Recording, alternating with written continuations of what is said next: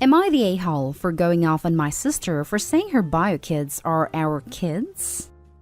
So, my older sister has 5 kids by different men. Her first child was abandoned to my mother shortly after birth. Her second child was attempted to be given to a co-worker at 9 months old.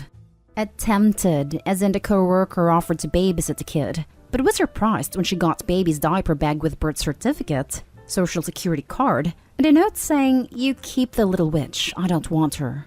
Social services ended up getting involved, and my mother got her as well. Next 2 children are with both of their wonderful dads, and 5th is currently with her after the dad kicked them both out. From the entire time my mom had the kids, my sister never once visited, or specifically, called about them. She'd call sharing some news, then as an afterthought she would ask about the first kid, but never the second, before she hung up the phone. My mom died a year ago and my husband and I offered to take the 2 now teenagers. My sister was all for it. She came around and talked to them for a little bit, filled their heads with stories of how she tried everything she could to be with them, and pretty much telling them that she wasn't in their lives because a series of unfortunate events. So, we have the kids now for a year, and during this time my sister has made efforts to ask about them. She has bought them gifts, and she occasionally Skyped with them. I will mention though that I allowed their relationship to grow as long as all 3 parties were okay with it. At first, I would set up awkward Skype calls where they all tried to get to know each other once a week. After a couple months, I told everyone that I won't be setting it up anymore, that they are free to talk to each other whenever they'd like, without feeling pressured. After that, things kind of just went cold, and the kids said they just don't feel comfortable with it. The last factor to take in consideration is this. When my husband and I were filing paperwork, my sister looked over the form, and she said she agrees to everything on the form. Us being responsible for insurance, us having physical and legal custody, except the parts where she has to pay child support. She said she was in arrears for never paying child support for her kids, and she wouldn't be able to get a driver's license if she had to owe even more. So she wouldn't sign until we agreed to not ask for child support. One thing that has been bothering me, when I text my sister, she always asks about our kids. How is our kids doing? She hasn't been there for these kids for all but the last year of their lives, and refuses to financially support them at all. And she has the nerve to call them our kids? I finally snapped and told her as much. I later got a text from my other 2 sisters saying that it wasn't called for, that my sister is their birth mother, and that she has been trying with the kids lately. Now I'm wondering if I was being an a-hole to my sister and should apologize. My sister was really upset about it. She said she was the one that gave birth to them, and I was just the aunt, and said she wanted to be nice and say they were both of our kids. Now for the top comments. Not today, Hull. Your sister was an egg donor for you and your parents' children. Nothing she has done has shown her to be a mother. Funny how the one who gave birth to them has never spent any time raising them. It would be odd to just tell her sister that she's not welcome in her home or around her kids. She doesn't come in my home. We live across the country from each other. And luckily, the kids don't seem to want anything to do with her. And she doesn't really ask to talk to them. She really just talks to me about them and sends them gifts. Not a hole. She's probably only making an effort now because they're teenagers, and she figures most of the work has already been done, so it's safe to connect with them now. I bet she never asked about them when they were little because she was worried someone might make her take them back. They're also getting to be of age where they can get jobs. Gotta get on their good side now so she can hit them up for money later. I'm hoping that won't happen. The kids learned a bit about my sister from my mom. When they ask me about things they want to fact check, I either say, yes, I know for a fact that is true. No, I know mom is lying, or I wasn't there for that, so I don't know for sure. The kids seem to have made up their minds already about how they feel about her without my influence, so hopefully they wouldn't feel obligated if that situation arose. Not a hole. Okay, so you snapped, but it's clear why you did. Those kids are yours because you're the one sane adult who stepped in to raise them. To heck with what your sisters and their texts are saying. They aren't the ones raising someone else's children. They can say whatever they want, but you are still the better person. Good on you for being there for those kids. Thank you. I really appreciate hearing that. After everyone turned on me, I started to really feel horrible. I felt like I had no right to be upset at my sister who is trying to get back in their lives. Next story. Am I the a-hole for telling my partner that my stepson spends too much time at our home and his mother needs to make more of an effort? Okay, so I've been dating this guy now for nearly 8 months. We've been living together for 2. Everything was going great and we're like best friends and have so much in common. But his 4-year-old son is now proving to be a bit of a strain on our relationship, and I feel like I can't take him anywhere.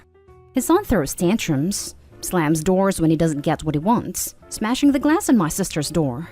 When we buy him things, he says, "I didn't want that," or "I don't like it." When we take him to a store, he picks up everything he sees and throws tantrums when he doesn't get them. Spits his food out when we cook for him, tells us he doesn't like us, making my 7-year-old niece cry when he says horrible things to her as well as throwing her things off of our balcony, etc. He's a nightmare. Let me just add that his dad always has to buy him new toys every time he takes him out, which I told him he shouldn't. His mother is now treating us like a daycare. And she had him for 1 day last week and having him for 2 next week, while she goes on holiday with her new boyfriend and going out with friends. My partner is now currently unemployed, and I'm the main breadwinner and struggling to support all 3 of us due to having to buy extra food and more gas and electric usage. I'm also woken up at 7 a.m. every Saturday and Sunday because my stepson wants the iPad charging or more games downloading, when weekends are supposed to be my time after working all day Monday to Friday. I don't finish until 8 p.m. I told my partner this has to stop, and my place cannot be treated like a daycare. He needs to either A, take him out weekends, or B, rotate it so we have him every other weekend. I feel like my life has been taken over as well as my apartment, as his son has his own bedroom and my things have been taken out of drawers and placed into plastic bags which I'm now living out of. My partner is struggling being away from his son, and I feel horrible for giving him ultimatums. But I feel I need to look after myself too, as I never did in my last relationship. I suffer from depression and anxiety, and I feel this whole living situation is making things worse. Am I the a-hole? Edit. I am not trying to stop my partner seeing a son. I am merely implying that the kid needs routine and equal time with both mom and dad on rotating days, in which my partner also agrees. I know they come as a package, and I'm willing to take this on, but neither parent is financially supporting this child. Everyone sucks here. Your house is not being treated like a daycare.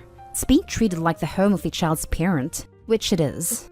You are in a relationship with a parent. You either need to come to terms that he might wind up with his kid full-time, or you need to not be in a relationship with a parent. Little kids get up early, and if that bothers you, you should not be living with a kid and his parent. Not at all reasonable to tell the parent that his child just needs to not exist in your space. Your partner sucks for putting you in a position where you are living out of bags in your own home, for not disciplining his child, for spoiling his child, for putting the entire burden of supporting himself and his child on you. But here's the thing, he is not going to change. This is how he parents. This is how he deals with his ex. You've been dating less than a year and this guy already has you supporting him. You are feeling mental health effects. You are struggling financially. Looking after yourself is the correct choice, but the way you are doing it is not okay. The 4-year-old is a product of the parenting he is being provided. Your boyfriend is showing you what to expect. So either accept and get on board with a kid taking over your life because that's what they do, or move this guy back out and think about whether this relationship will work long term. Everyone sucks here. Based on your post history, there is a lot more going on here. You jumped right into moving in with a man you've been with for 6 months, after only recently leaving a horrible man you were with for 11 years. You have still been posting about the ex in a very real, active way since this new relationship started. You are not ready to move on. What you are doing isn't healthy for you, for your new boyfriend, and for the child. You need time alone, a therapist, and peace and quiet. Leave. This is not a healthy dynamic for anyone, and it's up to you to take the reins and fix that. Everyone sucks here. Your partner may have some good qualities, but he sounds like a pretty crappy parent, and that's unlikely to change. And the fact that he has a kid really isn't going to change. So you need to think about whether or not you can live with that. You have not been turned into a daycare. Your partner has a kid. This is the deal when you date someone with a kid. If mom dies or pieces out, you're gonna have this kid 24/7. I encourage you to have some empathy for the kid too. He is a little person with some big feelings who has been shunted around his whole life and is likely given everything he wants because the parents feel some guilt. He's doing what's been reinforced. FYI, I don't blame the child for his behavior. His behavior is down to the parents, and I believe he needs some stability in his life. I hope you realize that having him and your partner move in when you only knew him for 6 months is likely a big factor in this lack of stability. I'm going to have a word with my partner tonight. I was happy leaving it 12 months before meeting a son, but my partner couldn't wait that long. Now for the next story. Am I the a-hole because I didn't want to keep giving my sister money? I'm 19 female and I recently started a new temporary job a few weeks ago that I love. I finally heard back from this field trip instructor / teaching assistant job where I help at the school and they pay me and everybody $16 per hour because of the travel and hard work. I feel like I made the mistake of answering my sister, 26 female, when she asked how much I was making. And now she's been asking me for favors or wanting to be close lately. Her boyfriend, 27 male, and her make minimum wage, which is a little above $8 per hour in our state. So since money has been an issue for them, I guess that's why she has been asking me for some in small amounts, but it piles up. Like her $20 for groceries and $15 to buy takeout is going to pile up, and I've probably given $100. It doesn't bother me that much since I still have enough for savings, but I feel like all of a sudden my sister sees me as a moneymaker. So I tried to back away or spend less, but she caught on. I don't know if they'll censor it, but she called me the C-word and a witch for turning my back on family now that I'm doing better than them. It's starting to get to me emotionally because she was never like this. And I know she's not good with money either since she gives it to her boyfriend for spending, so she doesn't have much either. Am I the a-hole really? Because I've tried to put a stop to giving her money. Now for the comments. Not the a-hole. It ain't your job to subsidize her. If she needs money for takeout, she can get a second job. Or buy actual groceries, which are way cheaper. Or food pantry, community meals, food kitchens, EBT, or any other available programs. Not the a-hole. You do not owe her a penny. Takeout? Takeout is a luxury. Why would you fund her luxury items? Agreed. Not the a-hole. We are comfortable, and I still hesitate to get takeout. It's expensive, and we have groceries that were just bought. I still consider it a luxury due to its expense. Not the a-hole. She's using you for your money. She's the a-hole. What is stopping her from getting a higher paying job? She finished her university education, but she hasn't been able to get one that pays more despite applying everywhere. And it's not just me she's asking, but also other people too, like my mother, our aunt and cousin, etc. Last story is titled, Am I the a-hole for buying a toy that I only want my nephew to use at my house and not letting my sister-in-law take home? Yesterday morning, I, 25 female, found a Power Wheels John Deere tractor at a yard sale that didn't work, but it was only $15. And I thought it was worth getting for my nephew, 3 male, to see if my boyfriend, 27 male, could fix it.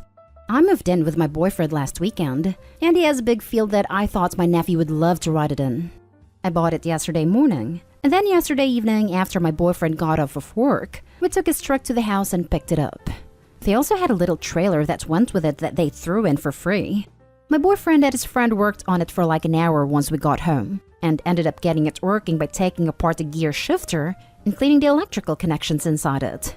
I was pretty excited to show my nephew. Every month, I spend a day watching my nephew so that my brother, 28 male, and sister-in-law, 28 female, can relax and get stuff done. I also really enjoy spending time with him. Normally, I'll take him to the zoo or the beach or someplace like that, but he is potty training right now, and I didn't feel comfortable going anywhere. So I decided to just hang out with him at my house with my boyfriend and give him the tractor to drive around. He had a blast with the tractor. He would drive around the field, pick up sticks and rocks and put them in the trailer and then move them somewhere else. He had a huge grin the entire time, and by the time the battery went dead, he was getting pretty good at driving it. When my sister-in-law came to pick him up, he showed her his new tractor and she wanted to put it in their SUV to take home. I said that I preferred the tractor to stay at my house so that he would be excited to come over and play with it, and they don't have a very big yard to drive it in anyway. She then proceeded to say I was being an a-hole, In nicer words, for getting him a really cool present that he is only allowed to use at my house. Not today, Hall. There's nothing in this scenario any different than having a pool or tire swing that he'd be excited to play with, except it moves. And when he's older, he'll have fond memories of your house and the tractor. Not today, Hall. And the sister-in-law should be happy that Opie wants to keep toys around to entertain her nephew, instead of expecting sister-in-law to bring things with her every time to keep him occupied. Not to mention, it's pretty petty to call Opie an a-hole over that, when Opie's willing to give up time just to make sure her brother and sister-in-law can have some time away from the kid. That's not an obligation on Opie's part. That's a courtesy. Not today, Hole. My mother has always kept toys at her house for when she babysat grandkids, and it was understood that these toys were specifically for when the kids visited. I think your sister needs to understand that as well. Not to mention, if you have other nieces or nephews, eventually this will be something for them to play with when they come visit you. Not today, Hole. It's like if you let him play with an iPad. That's something he can do when he visits your house, and obviously isn't something he gets to take home because he likes it so much. If he likes it so much, the mom could go buy him one for their house, but you are definitely in your right for keeping it at your house because it's yours, and you could even keep it for when you have kids. If you want kids, of course. Did the boy know it was going to stay at your house? If so, not today, Hall. The members of our family who have had kids over keep toys at their house. It makes life easier.